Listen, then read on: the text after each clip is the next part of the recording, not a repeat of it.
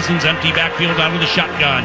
Takes the snap, takes a handoff, floats right, fade right, and touchdown!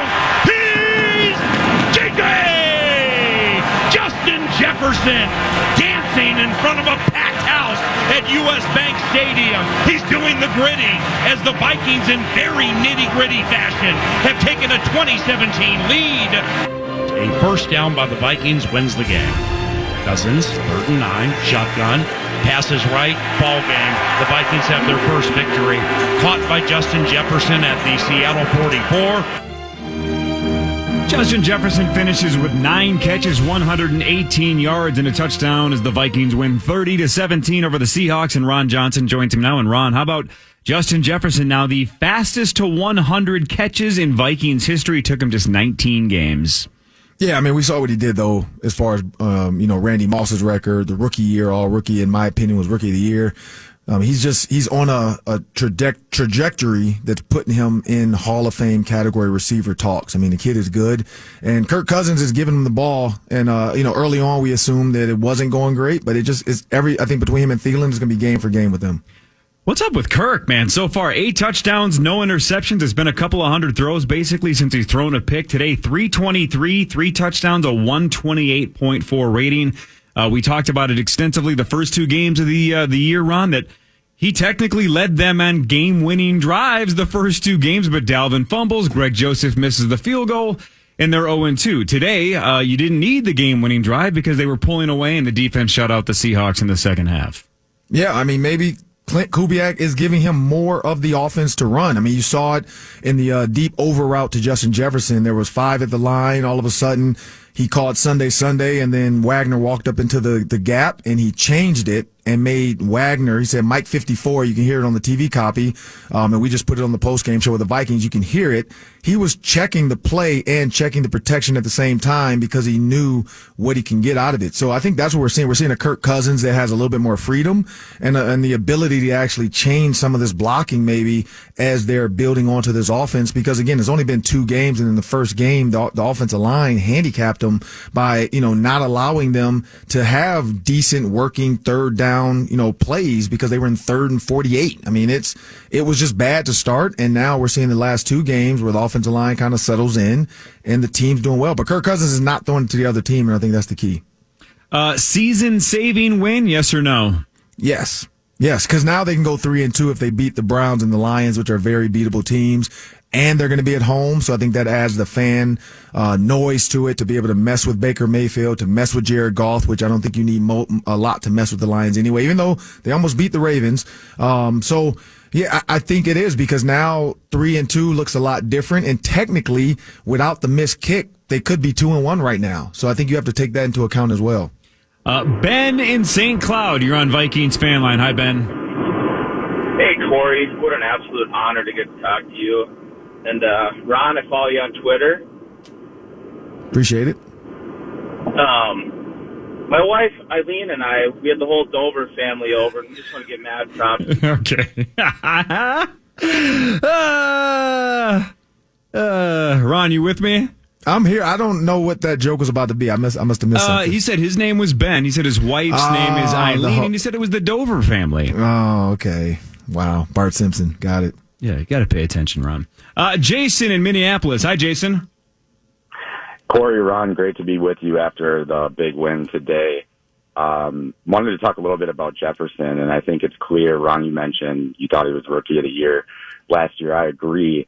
But one thing that is kind of sneaky impressive about him is the way he bounces back from little mistakes. He had 2 or 3 drops today, but still came back, short memory, made a ton of plays that, helped elevate us to a win today. And also, real quick on Madison, great to see him with a sweet revenge game after coming up short on 4th and 1 last year against the Seahawks. So I will hang up and listen. You guys have a great rest of your show. Skol Vikes. Yeah, thanks for the call. Good point on Madison, too. Ron, look, we all know Dalvin Cook, when he's healthy, is one of the, 2 or 3 best running backs in the NFL. Agreed, right? Yep. I'm not saying cut Dalvin Cook, trade him. I'm not saying we don't need him. This team definitely needs him. He's one of the 2 or 3 best running backs in the league. But when you see how explosive Alexander Madison can be, and when the holes are there, how good a running back like Madison can be, that is the reason why GMs get nervous about paying running backs a significant amount of money, right? Correct. A lot of times the gap from 1 to 2 is there, right? There's a gap from Cook to Madison, but is it worth, about $17 million a year or some ridiculous number? That's, this is one of those cases where it just shows that you better stay healthy and better stay on the field, because the guy behind you might be pretty goddamn good as well. And Madison looked pretty solid today. 26 carries, 112. Yeah, I mean, that happens to running backs all the time, where one goes down and you don't know what you have in the next, and then the next guy up ends up being really good. And then you're like, man, I mean, do we trade this guy or what? Quarterbacks, it happens to quarterbacks too. I think it's all football. Injuries can really put you behind the 8 ball with, having a guy take your spot. But, I mean, we saw what Alexander Madison could be last year. We've always said he looks like a Dalvin Cook light. There's definitely a lot he needs to learn and a lot of instinctual plays he needs to make, like on that screen where he kind of just ran outside left. It was a lane where if he just sticks his left foot in the ground and goes directly diagonal to the right, there was a huge lane that we saw Dalvin Cook, I think, do that against the Packers. Either last year or the year before last when they were in Green Bay. And that's the things that Alexander Madison has to learn. So 112 yards on the ground this year, 112 yards on the ground last year for the Seahawks. But he could have probably had, 80 to almost 100 yards in the pass game as well if some of those little sneaky, misses of instinct cuts were made. It's even a bigger day. It might be a 200-yard all-purpose day for him.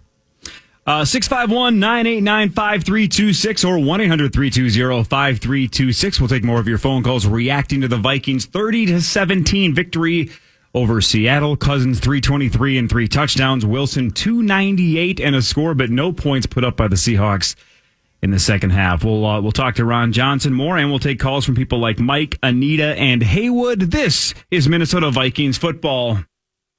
Welcome back to Vikings Fan Line. I'm Cory Cove from the Power Trip Morning Show. Ron Johnson with me. Hi, Ron. How's it going? Good. 30-17, the Vikings beat the Seattle Seahawks. The Packers and Niners just kicked off. We will keep you up to date while Fan Line keeps going. We'll tell you what the score is there. So far, it's still zeros. Our game again at U.S. Bank Stadium, 30-17, the Vikings win. Right after the game, Paul Allen, Ben Lieber, and Gabe Henderson from the Vikings Entertainment Network had a chance to talk. It's called Between the Lines, and here's Gabe. Well, the Vikings take care of business right here at U.S. Bank Stadium, winning 30-17, and I'm right beside voice of the Vikings, Paul Allen, and Ben Lieber. And guys, well, I'll start with you, Ben. This was an amazing game. We finally get a win, no matter how you look at it, and it was a pretty impressive win. It was impressive because I liked the tale of two halves. The first half, we're like, oh my gosh, is this going to be a shootout? Is our defense going to get things fixed? And, can our offense sustain this productivity?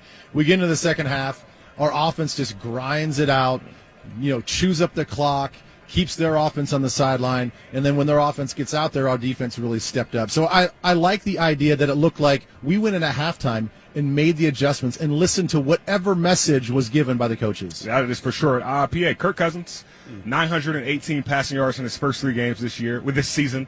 The most passing yards in his first 3 games since 2016. He's on fire right now. Right, and the Minnesota Moving Company has a lot to do with it. Rashad Hill made his 4th start at left tackle today since 2018. We're still waiting for Christian Darrisaw. But let's not forget, in that Cincinnati game, 80 yards of penalties on the Vikings offensive line, and it completely changed the game. Go to Arizona. They block well enough for Kirk to shred Arizona. Dalvin had a big game before the ankle. And, sadly, we lost the game. Now you come here today. Poona Ford, Al Woods, Brian Monet. Nobody knows their names. They're really, really difficult to move. And Kirk was sacked 1 time. The offensive line left to right with Rashad Hill, Ezra Cleveland, Garrett Bradbury, Oli Udoh, and Brian O'Neill. They're fantastic. They are playing so well right now. Then they're going to have to continue to play well playing against a Cleveland Browns team next week, Lieber, a team that had 7 sacks today. Myles Garrett had 4. Jadeveon Clowney had 2. Hey. But I think we're still in good hands if Dalvin is able to come back. But Madison ran the ball well today too. Yeah, listen, we heard all that noise about the Arizona defense, right? And until they ran into us, they were the talk of the town and talk of the league. So it's going to be no different Yeah, I think regardless of the production those guys had getting after the passer today, it's not like we were going to disrespect them and overlook them. So I think we're going to have our game plan ready with Clint and his staff. I know this stadium and these fans are going to be ready. Yeah. Our defense just has to step up and play action way better than they played play action today. Final thoughts, PA? I can't wait for that Cleveland game. Very happy that the Minnesota Vikings got into the winner's circle. Quite honestly, with the way they played at Cincinnati and then the missed kick at Arizona, they had chances to win both games. I'm not going to say they should have won both games, but they definitely should have gotten one. Yeah. And they didn't. So hopefully that doesn't bear its fruit as the season goes on. We got a victory today. Let's meet our old friend Kevin Stefanski next week and to see what happens. Well, in Jarvis Landry fashion, winning is contagious. That was Between the Lines with Gabe Henderson, Paul Allen, and Ben Lieber. Hi, Ron. Hi, Ron. How's it going? What's up, man? Hey, do we have a massive problem with Anthony Barr? I look. A lot of people get frustrated with Kirk Cousins because of the contract, even though he's kind of like middle of the road now for the NFL. But when they signed him, he was temporarily the highest paid quarterback in the NFL, and a lot of fans seem to hold that against Kirk Cousins. There's other things they don't like as well, but that seems to be the one underlying thing that drives him nuts, is that they feel like he's overpaid and doesn't deliver enough. I would probably statistically beg to differ, but whatever. But how about Anthony Barr? Can't stay healthy, and again, he's got a giant cap number as well, and that dude just cannot find the field. Yeah, I mean, they're saying he's on the cusp of coming back. I don't know what that means. I feel like they say that a lot about guys that have been out, and then all of a sudden they miss the whole season. But like Danielle Hunter's neck last year. So we really don't know. I mean, honestly, that's the thing, is like they're just going to keep saying, questionable or out or whatever it might be. And on the, did not practice. I mean, by week 6, I think you kind of have to make a decision if you need to just put him on IR, if it's not coming back, and get a guy in there because you need a body to really help out. Who would that be? I mean, is that one of the issues, is we don't have a lot of depth at linebacker? Correct. That was, I think, Lieber's talked about that a ton, even before we got to this point, that the linebacker depth in the preseason even was a question of, after Anthony Barr and Eric Kendricks, who do you have? Well, Nick Vigil clearly is a guy. Blake Lynch has stepped in. But yeah, I mean, Chaz Surratt, right? Correct. Chaz Surratt is the next guy. One of the top picks in the draft, and he hasn't cracked the lineup yet. Yeah, and I don't know if he's ready to this year. I mean, he's basically going to be a preseason guy or a special teams guy. That's the goal. I mean, he has to get a little bit more, grown man strength and weight to him, and that usually happens in that first year of just, being on a strict meal plan, eating every day, working out every day, and kind of, this is your job. You don't have class, so now your job is to make, if nutrition's one of the things they say, if getting in the weight room is one of the things they say, that's what Chaz Surratt has to do. But yeah, I mean, he is the next man up possibly, and they have to maybe try to find ways to get him on the field. If it's if it's nickel downs, or if it's spying these quarterbacks like a Baker Mayfield. I mean, who knows what his job can be or what his role can be.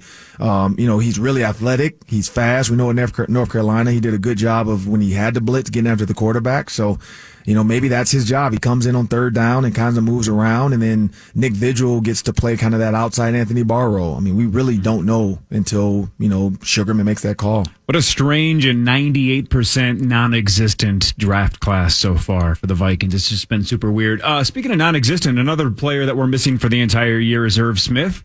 Yep. So it was next man up there as well. Tyler Conklin today, 7 catches, 70 yards, and a touchdown. Every time he gets an opportunity, it looks like he can play. So good for Tyler to continue to ascend. Yeah, and his size. I think that's the key, is they haven't even really used him the way they can. We know he's a former basketball player, and he went to college in Michigan, in the state of Michigan. And so being a former basketball player, he has that ability to post guys up, like a Jimmy Graham. So if I think that's the next progression for him, is they had to get him acclimated with being tight end one and, learning the blocking, learning the this is what you need to do, being in the slot, being in a lot of red zone passing plays. And now the next step is shift, put him out wide, and see if we can get Gronkowski type of plays out of him, or Jimmy Graham type of fade routes from him.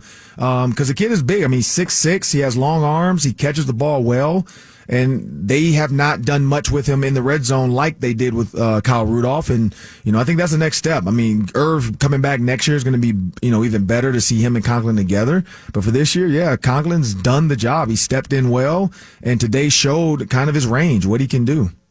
Vikings win 30-17 over Seattle. More of your phone calls after this at 651-989-5326 or 1-800-320-5326. This is the KFAN Minnesota Vikings Radio Network, driven by Polaris. Three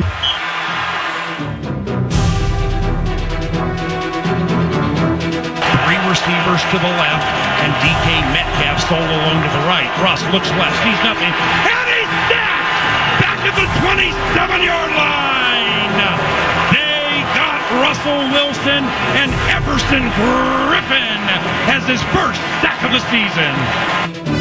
3 on the play clock, and Travis Homer's all jacked up right now. Throw the flag! Wilson back to pass, he's sacked! At the 46-yard line, Russell Wilson was sacked by Eric Kendricks. Yeah, Ron, throw the flag.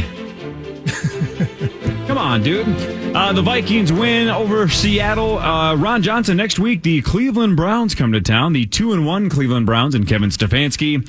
They won today 26-6 over Chicago. Myles Garrett, 4.5 sacks. Yeah, Justin Fields, I mean, I tweeted out a picture of, I think, a quarterback smoking a cigar. And my thought process was, after Kirk Cousins probably saw what Justin Fields did, that's how he was sitting in the locker room. Like, I don't know why y'all wanted to draft this kid over me, because there's either one thing. Either Justin Fields really isn't as good as we thought, or Matt Nagy and that offensive staff has to go, because they screwed over, and I'm not saying Trubisky could have been better, but maybe. And now it looks like they're fumbling with Justin Fields in the play call, and then it just did not look good. Like the offensive line looked out of cue. They didn't look like they knew what they wanted to do, and everything looked out of sync. Like, it just did not look good at all. And Justin Fields looked horrible. So yeah, how about his numbers? 6 for 20 today, 68 yards, no touchdowns, no interceptions, a 41.3 rating. 6 of 20. He just struggled. Like, the only time he looked good to me is when he was running the ball. Like, that's it. Other than that, looking for receiver. I mean, he had one good ball. I saw he threw like an out route to Allen Robinson, and he zinged it in there. And that was a timing route. So maybe they need to give him more of that. But the play calling just looks bad. The route combinations don't look good. Like, I don't know if they don't understand what they're trying to get out of this kid.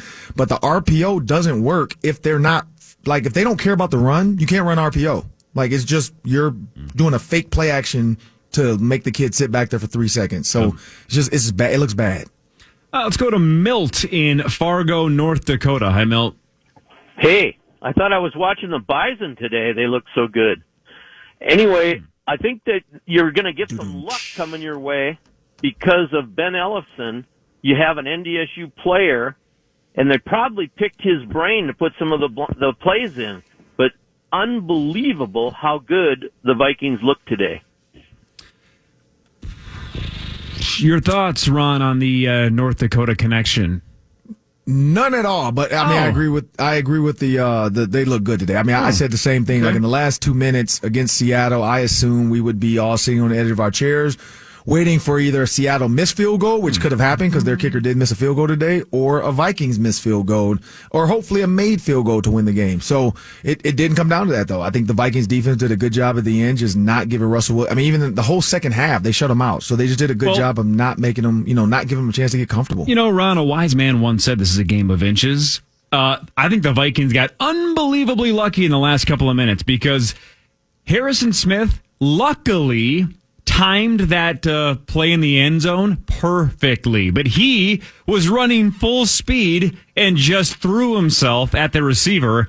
Honestly, timed it perfectly, right? I'm not saying that was pass interference. It wasn't. I think he absolutely, with a blind eye, timed it perfectly. If he's there a half second earlier, though, and he was running full speed, he takes that dude out and they got 1st and goal on the 1. True. Then that game might be different because if Seattle punches it in there, now we have a 1-possession game because Zim kicked the field goal to go up 13 instead of trying to go for the 6 and put it away, but that's a whole nother issue. But my point game is, theory. Here you go. Well, I'm just saying, I don't understand why you kicked the field goal there. I would have gone for 6. It's not. It makes it a 2-score game, and they have to beat you with a touchdown in the end. It still is a 2-score game if it's 10 or 13. It's a 3-score game if you get the 6. But a field goal to tie versus a touchdown to win is a harder accomplishment. Matter. That's another debate. It doesn't matter. The point is, I would have gone for 6. The point is, if Harrison gets there a half second earlier, that's a totally different ballgame those final 2 minutes. Yeah, you're right. I mean, that's the thing. It's a game of inches, but Harrison Smith also is a great. He times it up all the time. We see that constantly where he either puts a shoulder in, hits the ball out, or he's just there to pick the ball off. So, I mean, his 10th year, he hasn't lost a step. He said that. He said he has a lot more football left in him, and it's showing. How about the first half that Bashaud Breeland had? They definitely picked on him early, and it looked like it was going to be, a 40-38 kind of a game. It looked like there was no way DK Metcalf and Tyler Lockett were going to get slowed down by the Vikings corners. It looked like they were picking on Breeland. They got the easy touchdown with DK, and then obviously the Vikings secondary and everybody got much, much better. But talk about Breeland's first half specifically. Yeah, well, I know everybody's talking about the touchdown. So if you watch the play, 2 plays before that, that's when DK Metcalf ran the out return on Patrick Peterson and kind of left him standing there. And then the next play was an incomplete. And then the next play was the touchdown. And so what ended up happening on that touchdown, Breeland was playing, which I think is the wrong coverage. But again, I don't think he should have been on DK Metcalf anyway in the red zone, but that's another conversation. But who do you put on DK then? I'm moving Patrick Peterson over there because he's more physical and I trust him in that situation. But I'm also, if I'm going to put Bashaud Breeland, I know it's over hard there, to say. I want to put the R in the first name as well. I do too. Every time I even tweet it with the R in there, I think his name should be Brashad. It should be Brashad Breeland. So I'm going to go with that. So Brashad Breeland, he should have taken the air out, and that's what the old Coach Gray would have said. Take the air out. So maybe move up a little bit. Because he was kind of in no man's land. It's like you're waiting for the in-breaking route because he just ran an out return, and he never returned. And so it's like, don't allow that to happen in the red zone. You got to take the air out, get a little bit closer, and play one or the other. Either play man or, play off. But don't just play at that weird, 4 to 5 yards where you're just waiting. And that's the tough thing about, the red zone. If they're saying, hey, be 1 yard or whatever, put your heels on the goal line or put your toes on the goal line and don't move. It looked like he backed up into the end zone, I think, 2 or 3 steps, and DK did not threaten him that way. So I don't really understand the movement. But again, I don't know what he was taught. I don't know what the scheme they were telling him to do in that situation. That's between the coaches and all 22. And when they get to the meetings tomorrow and Tuesday and even Wednesday, they're going to break it down and he'll find out what he did right, what he did wrong. Maybe there was nothing he could have done in that situation. But again, I'm probably putting Patrick Peterson on there and saying, hey, you got to hold on to this monster and just go man press and just hope that he doesn't throw you or ragdoll you away. But I think the biggest thing too is the pass rush was getting there. So Russell Wilson wouldn't have that much time anyway. So you press him. All right. So next week, Cleveland, like I mentioned to start this segment, the Vikes are 1-2. Cleveland is 2-1. What is the thing that you are most optimistic about after this win that maybe you weren't super optimistic about after the first 2 losses? The kicker. I mean, honestly, I don't think I was ever the only thing that's kind of worried, and again, it's that Brashad Breeland coverage thing, because it seems like teams are picking on him. But other than that, the offense, we knew what they were. The penalties, that's not a lack of talent. That's a mental error. So if you can get the mental errors out of there, athletically, these guys are pretty good. Again, we didn't hear much from we didn't see on the telecast or hear in the stadium, oh man, the guard blew it this time. When are we going to see Wyatt Davis? Like they were kind of, they did a good job. And Kirk Cousins, like I said, he checked to the mic a bunch of times whenever he saw that it might be a blitz. There was one time where there was 6-on-6 blocking and he had the right protection, but Amir Abdullah missed it. And I think he scanned the wrong guy. There was 2 linebackers standing up. I think Abdullah was supposed to scan with the center, and those 2 guys had the 2 coming. He picked the wrong guy, but Kirk Cousins backpedaled knowing this guy's a free rusher. I know KJ Osborne has an over or a crossing route, so I'm just going to back up, give myself some time, and then get rid of it, and he did that. So I think the offense is good. They're fine. We know what the talent looks like there. I think the biggest takeaway was the defense in the second half with Russell Wilson. I think that was what, we thought there would be some explosive plays later in the game, and there weren't. All right, at this point, we're going to let the network go. You can continue to listen to Vikings Fan Line at KFAN on the iHeartRadio app. If you don't have that app anyway, you should download it so you can listen to the Power Trip Morning Show. But also, again, find KFAN on the iHeart app. We're going to take calls for another handful of segments, reacting to the 30-17 win over the Seattle Seahawks. By the way, meanwhile, Green Bay up 3 rip on San Francisco. Aaron Rodgers has yet to throw an incompletion. He's 8 for 8, and now they are, I believe, on the 1 yard line because Devontae Adams just caught one. So they're 1st and goal from the 1. So Green Bay potentially on the brink of punching it in and going up even more on the undefeated San Francisco 49ers. 651-989-5326 or 1-800-320-5326. More phone calls here locally. Otherwise, the network will talk to you next week before the Cleveland game and after, of course, the Cleveland game for Fanline. For Ron Johnson, I'm Cory Cove, and this has been the KFAN Minnesota Vikings radio network driven by Polaris. Vikings Fan Line now continues on FM 100.3 KFAN and the Fan Radio Network. Vikings Fan Line on the Fan is presented by Comcast, Honda, Youngsteads, TimberTech, Carboni's Pizzeria, and by Shift Real Estate. To join in on the conversation on Fan Line, call 651-989-KFAN or 800-320-5326. Now it's your reaction to all the action. Vikings Fan Line. Along with Ron Johnson, here's KFAN's Cory Cove. Welcome back to Minnesota Vikings Fan Line. The Vikings win over Seattle. Meanwhile, Ron Johnson, the Packers did punch it in with a very clever little pass play to Davante Adams on the 1-yard line. So Davante gets in. He gets the touchdown. Aaron Rodgers 9 for 9, 127 yards and a touchdown as the Packers go up on San Francisco 10-rip in San Francisco. So sure, they looked absolutely awful in game one, but so far the Packers trending towards 2-1. Yeah, I mean, the Packers are the Packers. I don't care until they come here and then we see what they're really made of. Right. Hey, there's an old phrase that says the cover-up is worse than the crime. Have you followed the last hour of Cameron Dantzler's Twitter account? I have not. I saw the first one. Yeah, he deleted it. So he tweeted out right after the game, he tweeted out, quote, "I'm tired of biting my tongue about this whole situation. FR ... whatever that." Which is for real. Okay, whatever. Didn't know that, especially when the second letter is lowercase. Doesn't matter. Point is... for real. There's two FRs. Everybody kind of hammered him and said, well, dude, they just won. Like, this is, poor timing. Let's just not make it so selfish here. I'm sure you're frustrated. You want to play more, but they just win, or they just won. Can you be a team player a little bit? Well, long story longer, somebody, I assume the Vikings said, could you please get rid of that? What are you doing? So he deleted it, which is just so dumb because everybody in the world screenshotted it anyway, right? It's not like it's gone. Correct. Your thoughts on Cam Dantzler tweeting and complaining? Well, I was about to try to watch. I know Chris Boyd just went live on his Instagram, so I was trying to see if he was going to say something, but I can't watch it while we're on the air, so I'll try to catch up with that. But I mean, the Cam Dantzler, the thing is, I mean, we saw this with Stephon Diggs. The problem with social media is sometimes it allows your emotions to just come out, not realizing this is not the best way to handle a situation, especially at work. It's just not. It can come off as disrespectful. It can come off as calling somebody out. And it just doesn't go well. So it's one thing to be a superstar that, is going to garner a first-round pick trade, and that's what you do. It's another thing to be a guy who got beat out by 4 other cornerbacks in training camp. Including one that's consistently getting smoked, right? I mean, Breeland's you're expendable. playing... I Breeland's would tweet that if I'm expendable. Right, exactly. It's not like they're both at a world-class level. The guy that's in front of you is playing poorly. Correct. And they still want to go with him over you. That's not a good sign. Correct. And that's why, I mean, I guess in his mind, he's saying he's been biting his tongue because, maybe he's saying that he has not called them out for thinking that Breeland was better than him. I don't really know, but that's the only thing we can guess is that he's saying, Breeland's not better than me.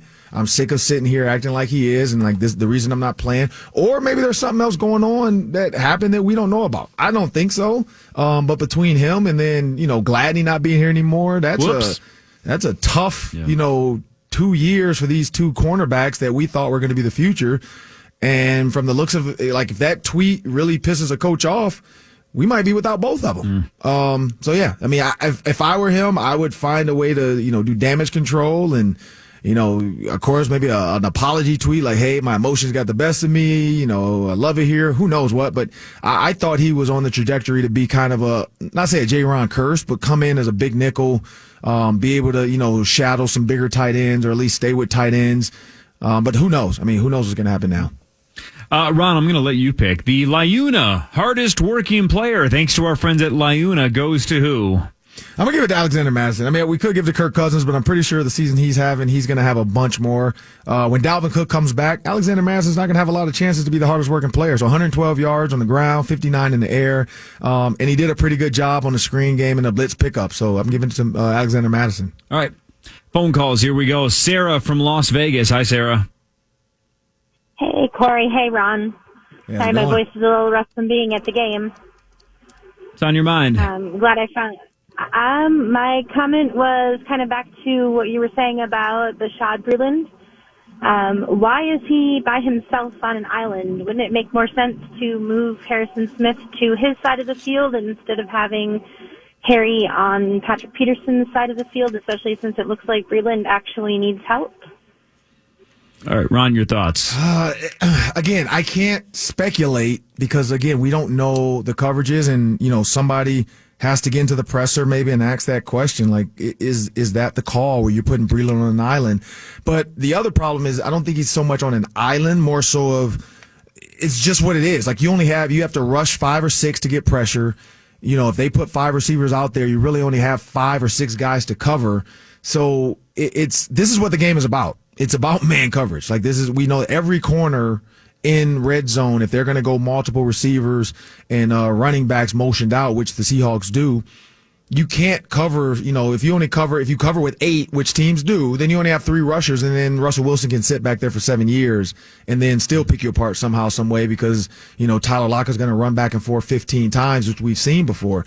So I think Mike Zimmer went the other way around. Like, look, let's just try to get after them, and you guys are going to be man for a little bit. It worked for the most part in the second half. Early on, they kind of had their number. Again, I think Breeland in that out route for the touchdown, which I'm guessing you're talking about on an island, I think he was waiting for the inside move again because we saw that earlier, and he probably saw that on film. Like, hey, in the red zone, he's going to run a out return, so don't bite on the first move. But I think you have to be a little bit closer to make that happen. But it is what it is. They got the win, so. All right. They can move on. Chris in Detroit Lakes. Hi, Chris. Hey, guys. So we basically played the same offense back-to-back in Arizona and Seattle. We got Stefanski and the Browns coming to town next week. Is the game plan the same, kind of like dominate time of possession, or do we tank for Rex Crank? Yep. All right, 651-989-5326 or 1-800-320-5326. Why? Yeah, I mean, it's weird, Ron, because calls like that are simultaneously why I like this job and don't like this job. Does that make sense? Somehow it's like exactly equal, right? You know what I mean? I mean, like I think it's funny. I thought of a comedy bit that would work with that, like, because I was going to do a comedy bit about the fan line, but it's not radio appropriate. I have to wait till the Power Trip invites me to be one of the comedians on their next tour. Because I have a good line about that to kind of like, why if all the ones you could ask for to tank for, why that one? Like, right, but here's the deal, Ron. Say again, like if you could tell me every call that we take is going to be like that, I'd say I'm in. Right, that sounds fun to me. But then the other part of me goes, well, then why am I here? What am I doing? Right? Like, So 651-989-5326 or 1-800-320-5326. I probably won't take more calls, but I threw out the number anyway, because why not? Who cares? The Vikings win 30-17 over the Seahawks. That's Ron Johnson. I'm Cory Cove, and this is Minnesota Vikings Fan Line on KFAN and the Fan Radio Network. Your station for Skull is FM 100.3 KFAN. The Fan. All right, welcome back to the show. I'm Cory Cove from the Power Trip Morning Show. There's a former Ravens wide receiver, former Gophers wide receiver. Whoops. Homecoming, Ron Johnson. Whoops. Hey, we're not going to talk about that. Why not? Because we're moving on. On to the next week. We can either take calls, and those have gone so well, or we can briefly discuss your team losing as 30-point favorites. This is the thing about Bowling Green. I talked to Cato June, who's one of the linebackers coaches. You probably remember Cato, played at Michigan, played for the Colts. Yeah, OJ's buddy. And he told me about the guys they had transferring. They had like 5 transfers. Not to say that was the reason, they were great, but their defense was revamped. Yeah, and they had some stuff ready for PJ. So, the team did not do well. Biggest upset in D1 football in 9 years, right? With a top flight team versus a top flight team. What is it called now? What's the Division One? Blah blah blah blah blah. What is it called? FCS? I don't know. I lose track of all that. No, they're not FCS. Whatever it's called. Is it FBS? What is it called? FBS. Yeah. All right. So it was something like the biggest upset in 9 years when an FBS team squares off against another FBS team. Yeah, hey, it happens. They were 31-point favorites. That was bad. Yeah, it was real bad. Moving on to the next week. Big Ten time now. All right. How about Greg Joseph? 6 for 6 today, 3 field goals, 3 extra points. Really, none of them even in doubt, too. Your thoughts about the bounce back game for Joseph? And again, how about Zimmer going out of his way to mention Greg Joseph in the post game with Greg? Definitely wanted to highlight that Greg went 6 for 6. Yeah, because he's taking credit for it. He was the kicker whisperer this week. He sat back and said, you know what, let's give this kid a break. And so I think he's learned from the past of how he treated and talked about kickers and talked down to them. And anytime they have, any mistakes or lack of success, he would harp on it a little bit to the point where he wanted to almost ignore it, but also throw a little jab in there every once in a while. Yep, well, I guess that's why kickers or whatever, he's like, hey, let's give this kid a break. Kickers miss kicks all the time. I've seen it personally, and that's, I think, his take. And I think that helped. Greg Joseph mentally probably felt like, you know what, I let the team down, I let coach down. Because if a kid already feels bad, there's no reason to pile on to him. And I think that was what a coach is supposed to do. You deal with the media, tell the media, let it go, let's move on. And then Greg Joseph responded. So I think that's the key. Maybe he learned how, maybe he has a kicker psychologist he's been going to. Who knows? But Zimmer figured it out. We mentioned earlier the Bears lost 26-6 to the Cleveland Browns, the opponent of the Vikings next week. The Cleveland Browns 26-6. Justin Fields was awful. Detroit had Baltimore and Lamar Jackson on the ropes, but Justin Tucker at the buzzer, an NFL record 66-yarder that hit the crossbar, bounced up and over. So longest field goal in the history of the National Football League, gives the Ravens a 19-17 win. Detroit is a disaster. They are in big trouble. That's going to be a long year. I think they have a joke coach, but what do I know? But the Packers just picked off Jimmy G, so they lead 10-0 over San Francisco. About 13 minutes to go in the second quarter there in San Francisco. And Aaron Rodgers yet to throw an incompletion, 11 of 11 for 137 yards and a touchdown. Yeah, I think Aaron Rodgers is bouncing back. The early miss of training camp, or not training camp, but the off season. That does take a toll on you because you don't have a chance to gel with the team, especially the offensive line and your receivers. Those are the guys you need to be around the most. And he missed all of that this off season, hanging out with, trying to figure out if he was gonna, be married and move on to another team, if he's gonna do Jeopardy. Who knows what he's going to do, but, be a hippie and play, the guitar and paint pictures in the woods. But he's back, and he's doing a great job. I think right now in the NFC North, it's Packers, Vikings, Bears, Lions. And, it's going to continue the next week until they all start to face off a little bit more, and we get more like the week 9, 10, and then it'll really give us a picture of what the NFC North could look like. I mean, the Vikings could probably really turn it around and go from 0-2 to probably, at least 4-2. And we'll look back and say, man, we were all panicking for nothing. Who knows? Or they could lose to the Lions and the Browns, and we're back to the skies falling. Yeah, I don't think the panic was not justifiable. I truly believe if the Vikings had lost, especially in a big way today, in significant fashion today, the Zimmer hot seat would have been absolute full blast. Oh, yeah. It would have been ice on that fire. Yeah, you're in big trouble. If you're down 0-3 and you get smoked to Seattle and you have Cleveland coming in next week, I think the hot seat would have been engaged, and then I think he would have been essentially coaching for his job next week against Cleveland. But now, right, you get the win, and it was a pretty impressive win, and you can play the card that you did almost win the first two, right? If you continue to lose, then that card kind of starts getting watered down because, dude, at some point you got to find a way to win. Correct. If you win, you can say, wow, man, we were a couple of plays away from 3-0. We could at least be 2-1 right now. We're not that bad. Harder to fire a guy if you're in that 1-2 or 2-1 range. But 0-3, I think, would have been very dicey, but we're not there, so it doesn't matter. He's 1-2. Correct. Ice is on the fire now. They can let the Zimmer hot seat go. I don't know what publication said it, but they were the second best to the best 0-2 team in the NFL, and it showed today. Yeah. All right. This is Minnesota Vikings Fan Line on KFAN and the Fan Radio Network. Your home for all things purple. Caught! Yes! FM 100.3 KFAN, the Fan.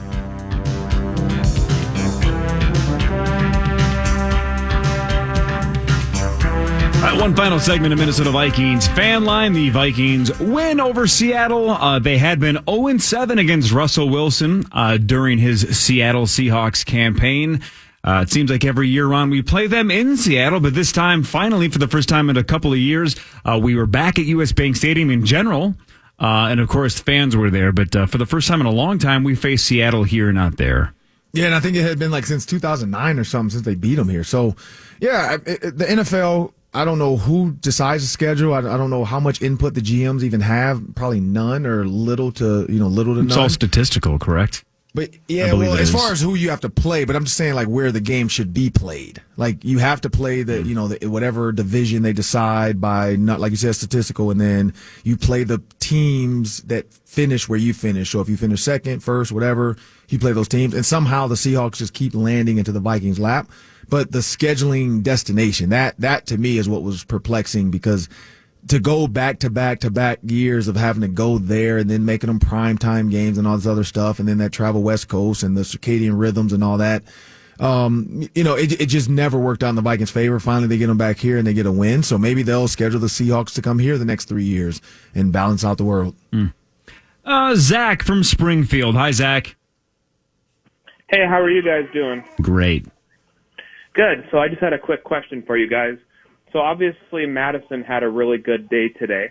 So I'm just wondering, do you guys think, I mean, it's looking ahead a little bit, but after next year he's a free agent. Do you think if he continues to do well in a fill-in role that there'd be any possibility they'd be able to keep him around, or do you think he's probably going to be looking to possibly be a running back one somewhere else, or if anybody else in the league might even be interested in taking him on as a starter, possibly kind of like Jerick McKinnon did a few years back? Yeah, thanks for the call, Zach. And that was exactly the name I was just going to bring up, because, look, Jerick McKinnon's had the injury bug, Ron Johnson, but clearly he went elsewhere for the paycheck, right? I mean, correct.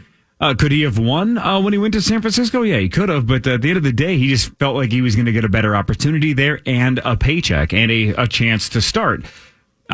I can't blame Madison if he wants to get the hell out of here. Nobody, whether you're a college football player, or you get recruited and then you get stuck behind a higher prospect, or at the NFL level, somebody's bigger, badder, better than you. If there's an opportunity elsewhere and there's a paycheck attached, that's a win-win. I wouldn't blame Madison one bit for wanting to leave and find greener pastures somewhere else.